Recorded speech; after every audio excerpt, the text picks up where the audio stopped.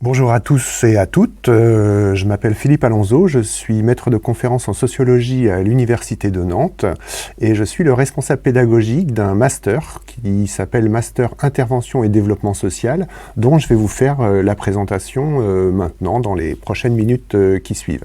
Alors, ce Master Intervention et Développement Social, il a une particularité, c'est-à-dire que en fait, c'est un master, on va dire, pluridisciplinaire. D'accord ? Donc en fait, c'est pas parce qu'il est rattaché à l'UFR de sociologie que c'est un master de sociologie. C'est un master qui va au-delà de la sociologie et qui vraiment traite de l'intervention et du développement social. L'autre particularité de ce master, c'est qu'il est mené en concomitance et en partenariat avec une école qui forme au cadre de l'intervention sociale qui s'appelle l'ARIFTS.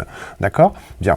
Et donc là, on va se trouver face à un dispositif de formation qui intègre plusieurs diplômes, si vous voulez, sur un même temps de formation et sur les mêmes contenus de formation. Alors, pour comprendre un petit peu la spécificité de cette formation, qui est pas facile effectivement à comprendre, donc il faut savoir qu'il y a deux têtes en fait. Il y a l'université dont je suis le représentant, là, donc je vais être le responsable pédagogique de ce master, mais vous voyez que je suis également responsable d'un DEIS, diplôme d'état d'ingénierie sociale, c'est-à-dire qui est mené en concomitance avec ce master.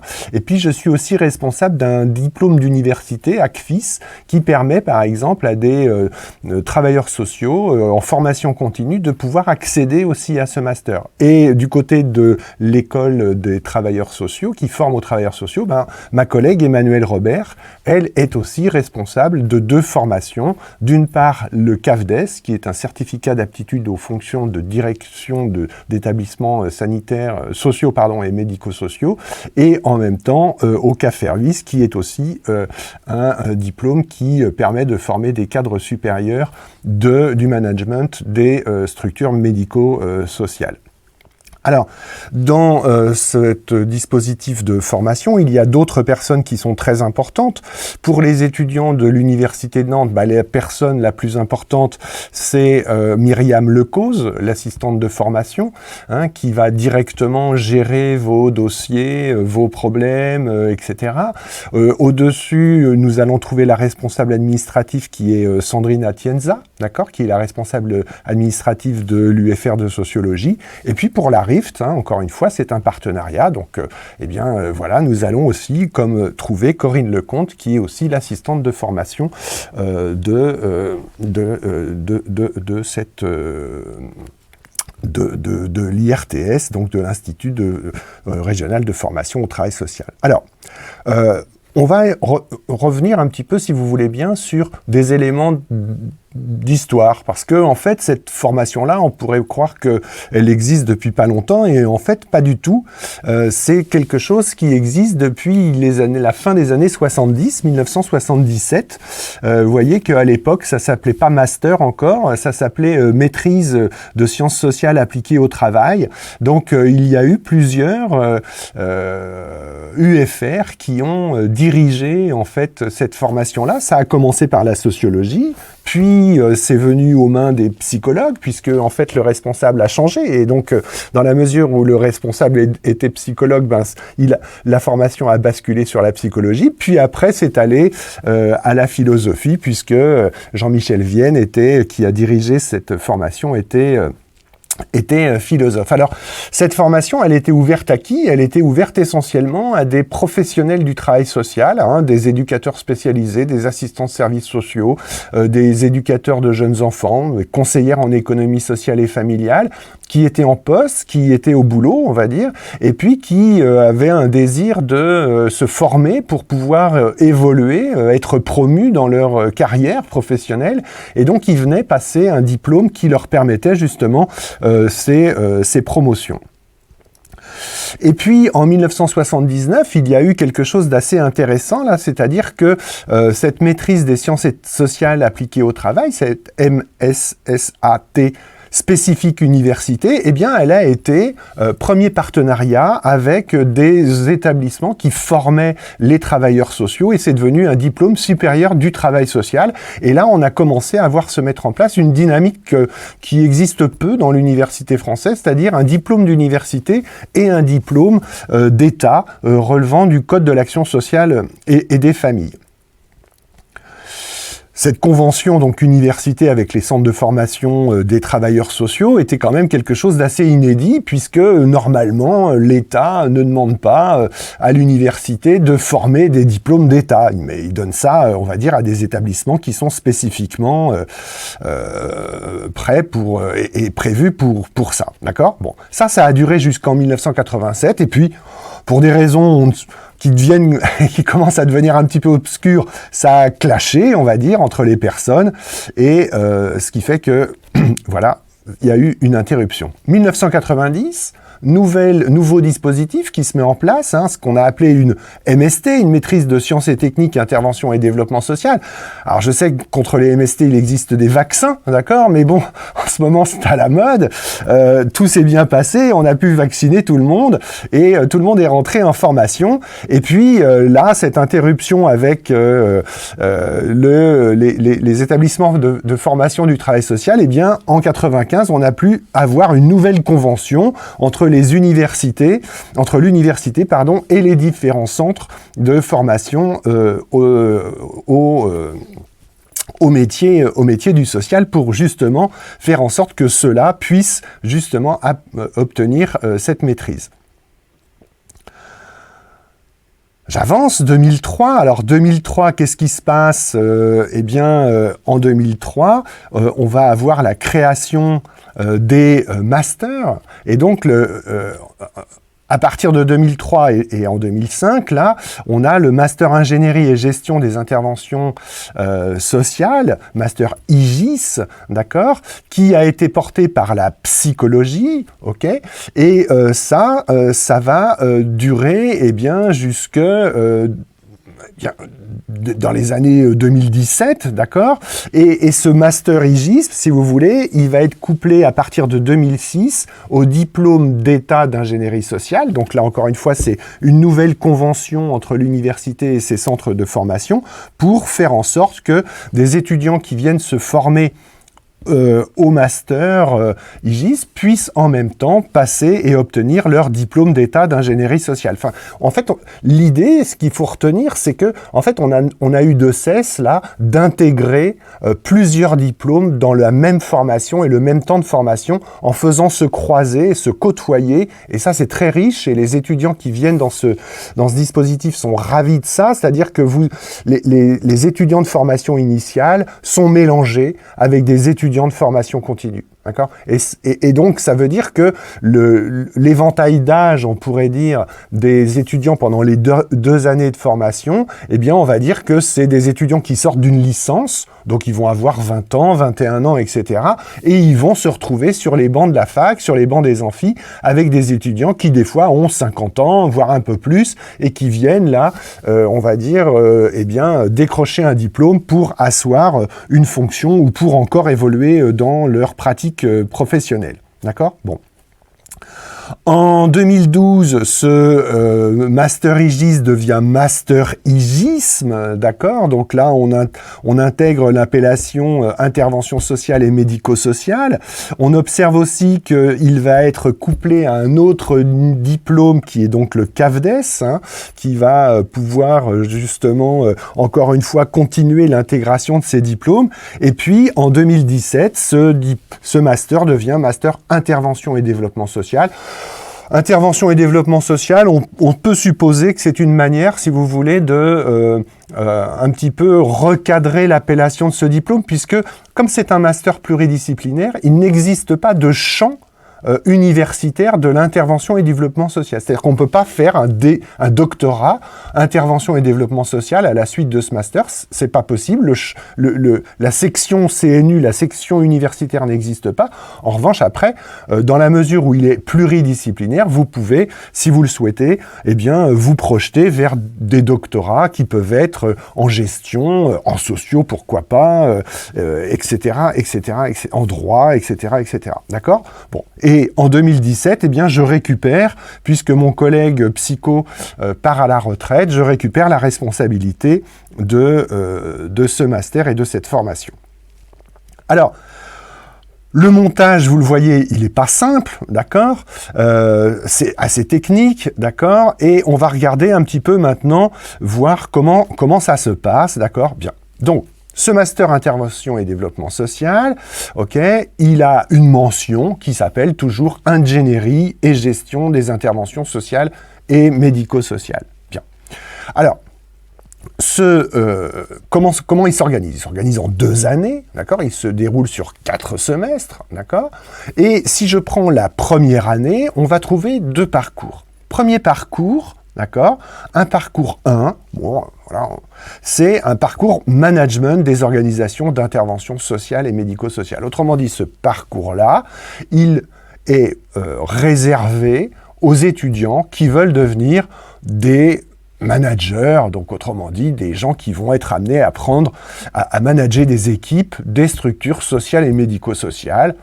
Ok, donc ça peut être de la gestion de ressources humaines, ça peut être des chefs d'équipe, etc. Bon. Mais en même temps, comme c'est un master, on est à un niveau 1, enfin maintenant niveau 7, au niveau de l'échelle des diplômes de l'université française. Donc on forme en fait des cadres supérieurs des structures sociales et médico-sociales. D'accord ? Bien. Donc, ce parcours 1 management se distingue d'un parcours 2 qui, lui, est intitulé Conseil en développement des interventions sociales et médico-sociales. Donc là, l'idée, c'est pas forcément de former du management d'équipe, hein, mais de former des experts, en fait, de l'évaluation des politiques publiques et au contact des publics justement qui vont être l'objet de l'action publique. Autrement dit, là on a de l'évaluation, on va observer comment les politiques publiques sont reçues par je sais pas moi, les publics. Alors les publics c'est vaste, mais en même temps ça peut être des personnes en situation de handicap, ça peut être des personnes âgées dépendantes dans des EHPAD, ça peut être les jeunes qui sont placés par l'aide sociale à l'enfance dans des foyers, ça peut être des travailleurs, encore une fois, des personnes en situation de handicap qui vont être dans les ESAT, hein, dans les établissements de travail, etc., etc., etc. Bien. Partout, on a besoin, en fait, de ces cadres supérieurs de l'intervention sociale. Deuxième année, les parcours se transforment en spécialité. C'est juste, on va dire, du vocabulaire, d'accord ? Mais en même temps, ça ne change rien. Donc, ceux qui étaient en première année en parcours 1, en principe, vont en deuxième année en parcours 1. Alors, et ceux qui étaient en parcours 2 en première année vont se retrouver en spécialité 2 lors de la deuxième année. Il y a des échanges. C'est possible, c'est-à-dire que des fois, on a choisi le parcours 1, et puis des étudiants, alors ils sont très, très peu nombreux finalement, viennent dire à la fin de l'année, ils viennent me voir en disant, finalement je suis pas très content, c'est pas ce que je voulais en fait, ça correspond pas à mon souhait de départ. C'est possible, on peut basculer de la première à la deuxième année, du parcours 1 au parcours 2, puisque en première année, les cours de tronc commun, c'est-à-dire là où vous vous retrouvez le plus en grand groupe, sont plus nombreux que les cours de spécialité qui sont dédiés chacun à vos parcours. Donc, après, en deuxième année, les choses vont se spécialiser, mais pour l'instant, en première année, c'est possible. Alors, je dis aussi que les vous êtes sélectionné dès la première année, c'est-à-dire que pour pouvoir rentrer dans ce master, vous allez subir, entre guillemets, une épreuve de sélection. Cette épreuve de sélection, elle repose sur deux choses. D'abord, l'examen de votre dossier de candidature, puisque normalement, on va regarder un petit peu quelle était votre trajectoire. On va aussi lire votre lettre de motivation, d'accord? Qu'est-ce qui vous amène justement à vouloir continuer à vous former dans ce champ-là du secteur social et médico-social. Et puis, on va également vous recevoir, alors en principe en présentiel, comme on dit, et là, on va vous faire passer un petit test de connaissance, votre connaissance du secteur, d'accord, qui va être noté, etc. Et puis, après ce petit test-là, on va aussi vous recevoir à l'oral, en petits groupes, c'est des entretiens collectifs qui rassemblent à peu près 8 personnes, et là, chacun échange un petit peu sur, pourquoi il est là, qu'est-ce qu'il vient faire là, etc. Et pendant ces échanges oraux, il est important aussi un petit peu de prendre de la hauteur par rapport à sa demande de candidature, un petit peu d'essayer d'importer justement de ce que vous avez pu faire au niveau associatif, les initiatives que vous avez pu avoir justement, des aides, être venu en aide à des personnes qui justement sont dans ce champ-là, parce que c'est souvent aussi ça qui peut faire un petit peu la différence entre vous pour vous sélectionner. Il faut savoir que dans la mesure où c'est un master pluridisciplinaire, les étudiants qui postulent de formation initiale, qui postulent dans ce master, viennent de toutes les disciplines, enfin de beaucoup de disciplines, droit, gestion, psycho, socio, philo, etc. Et viennent de partout en France, d'accord ? Et moi, je n'ai pas beaucoup de place à offrir, entre guillemets,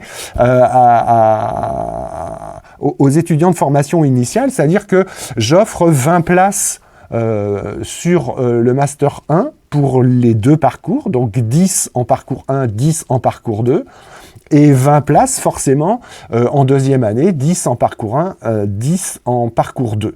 Donc forcément, il va y avoir une concurrence assez rude, on va dire, pour l'entrée dans le Master 1. Faut savoir que il y avait l'année dernière une centaine de dossiers de candidature, et donc j'en ai reçu 20. Ok, bien. Je peux vous dire dès maintenant aussi que ce master, pour les étudiants de formation initiale, vous allez pouvoir aussi, on va dire, nouer des contrats de professionnalisation avec des employeurs, et donc vous allez basculer au cours de votre formation. On va essayer de rester dans le premier tiers de votre formation. Vous allez pouvoir basculer du statut d'étudiant de formation initiale au statut d'étudiant de formation continue. D'accord ? Ça aussi, c'est tout à fait jouable. Là, après, c'est à vous d'aller chercher un employeur qui vous prendra en contrat de professionnalisation. Alors, ça ne veut pas dire que parce que vous avez basculé en FC, en formation continue, que moi, je vais aller rechercher des étudiants de formation initiale pour pouvoir combler, on va dire, les effectifs. Parce que quand on regarde l'effectif global du master, eh bien, en première année, c'est 70 personnes, d'accord, et tout le monde est là. Et en deuxième année, c'est 55 personnes, puisque les étudiants de Café Ruisse, eux, ne font leur formation qu'en un an, d'accord, bien. Donc, uniquement sur le Master 1. Donc, il y a de la concurrence, donc faut le savoir, donc faut se préparer, quoi, ok, bien.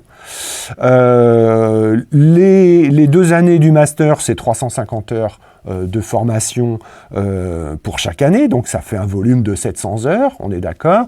Comment ça se passe ? Eh bien, vous êtes en formation 1 semaine par mois. C'est-à-dire qu'une semaine par mois, vous avez 35 heures de formation. Ça commence le lundi matin à 9h30, ça peut aller jusqu'à 19h30, et puis le mardi, on commence à 9h, etc., jusqu'au vendredi. D'accord ? Bien. Donc, le reste du temps, qu'est-ce que vous faites ? Le reste du temps, vous êtes en stage. Vous êtes en stage ou vous êtes chez votre employeur si vous avez négocié un contrat de professionnalisation, ok ? Et donc, vous allez comme ça pouvoir à la fois alterner des séquences, des semaines de formation et des semaines où vous êtes en stage chez votre employeur. Donc, sur une année, il y a 10 regroupements. De septembre à juin, et puis les 2 mois d'été, on vous laisse tranquille, et puis on recommence l'année suivante. Donc, les étudiants qui vont choisir le parcours 1, par exemple, management, eh bien, ils vont se retrouver sur les bancs de la fac avec des étudiants qui, eux, viennent, en plus d'obtenir leur Master 1, viennent préparer le CAFDES, d'accord ? Puisque le CAFDES, c'est aussi des fonctions de direction. Donc, on va les retrouver associés ensemble sur les mêmes cours quand il va y avoir spécialité. Et puis, les étudiants qui vont se préparer au parcours 2 du master, eh ben, vont se retrouver, eux aussi, quand ils ne sont pas entrés en commun, dans des spécialités qui va les faire côtoyer des étudiants de formation continue qui, eux, viennent préparer un diplôme d'état d'ingénierie sociale. D'accord ? Bien. Bon, je sais que ça peut être un peu compliqué à comprendre, surtout quand on n'a pas l'habitude. Voilà. Donc, en plus, là, je passe là-dessus. D'accord ? Et on a nos 4 semestres du master. J'ai rajouté un semestre puisqu'il y a des étudiants de formation continue travailleurs sociaux qui, eux, n'ont pas une reconnaissance Bac+3, qui sont obligés d'en passer par le diplôme d'université pour pouvoir intégrer le master. Alors, là, je vous ai mis une diapo pour que vous puissiez voir justement un petit peu toutes les modalités d'enseignement de ce master. C'est-à-dire que vous voyez, il est inscrit sous l'égide de la sociologie, mais en fait, vous allez avoir très peu de sociologie et beaucoup plus on va dire, de politique publique. Alors, il y a de la théorie sociologique, bien sûr, mais il y a de la théorie des organisations, mais du droit du travail, il y a la méthodologie de projet, il y a la gestion des ressources humaines, il y a comment est-ce qu'on fait pour évaluer, par exemple, une politique publique. Donc, encore une fois, je reviens là-dessus et j'insiste fortement là-dessus.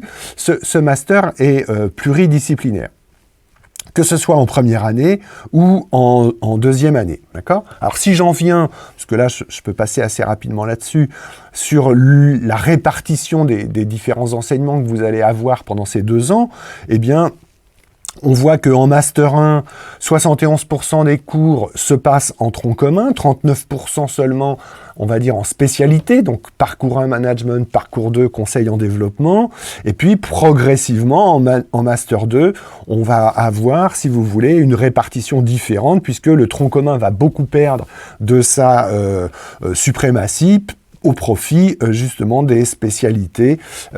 Et donc, sur l'ensemble des 2 années, eh bien, on a une répartition des enseignements entre tronc commun et spécialité qui est à 59-41% de répartition. En ce qui concerne les personnes qui interviennent dans le master, eh bien, on voit que là, encore une fois, c'est pareil, vous allez avoir une répartition à peu près alors, équivalente un peu plus sur le parcours 2 que sur le parcours 1, puisque sur le parcours 2, on a à peu près 50-50 entre les professionnels de l'intervention sociale, du travail social et les universitaires. Les spécificités du parcours 1, du fait du CAFDES, qui est beaucoup plus technique, etc., font que les professionnels qui interviennent dans ce parcours 1 sont un petit peu surreprésentés par rapport au parcours 1. Voilà. Je voudrais finir cette intervention en vous parlant un petit peu de l'insertion professionnelle, parce que c'est un master professionnel, d'accord ? À ce titre, je pourrais aussi rappeler une chose, c'est-à-dire que quand vous êtes à l'université française, souvent, quand vous êtes en master, on va vous demander un mémoire réalisé à la fin de la première année, puis un mémoire à réaliser à la fin de la deuxième année, donc 2 mémoires.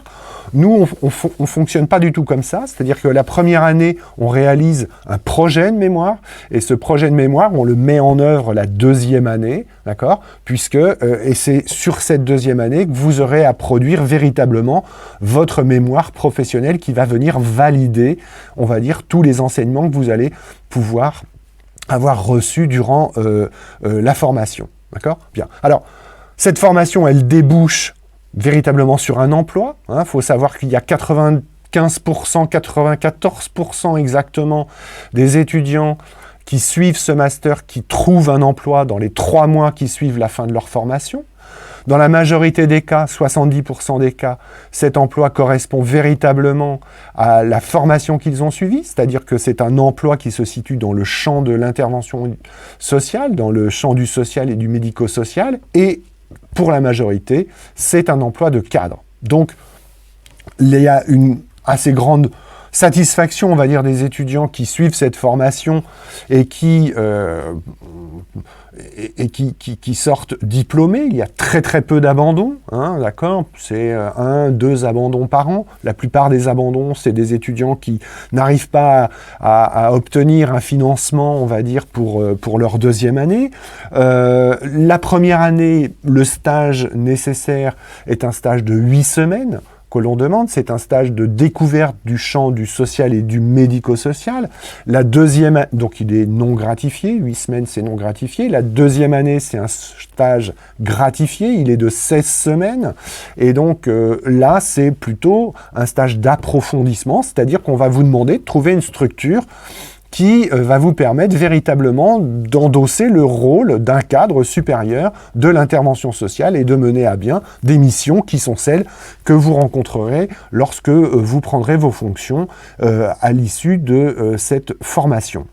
Vous avez vu que je vous ai, dans l'introduction, cette formation existe depuis très longtemps, elle est très bien repérée au niveau régional, d'accord ? C'est-à-dire qu'il y a beaucoup de responsables de structures sociales, médico-sociales, de cadres sub de médico-social, qui sont passés par cette formation depuis qu'elle existe. Donc ça veut dire que le bouche à oreille fonctionne très bien. Donc il y a très peu, voire pas, d'étudiants qui restent sans stage lorsqu'ils sont rentrés en formation.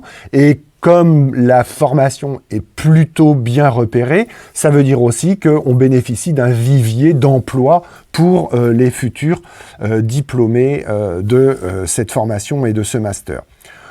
Voilà, je vais terminer cette présentation succincte, un peu rapide peut-être. Je ne sais pas si vous avez pu engranger toutes les informations que j'ai pu vous dire. Vous allez pouvoir retrouver cette présentation sur le site du Master Intervention Développement Social de l'Université de Nantes. Et puis n'hésitez pas à revenir vers moi pour me poser, ainsi qu'à Myriam Lecause, toutes les questions dont vous pourriez formuler et dont vous aimeriez avoir la réponse. Voilà, merci beaucoup à vous et à bientôt, j'espère.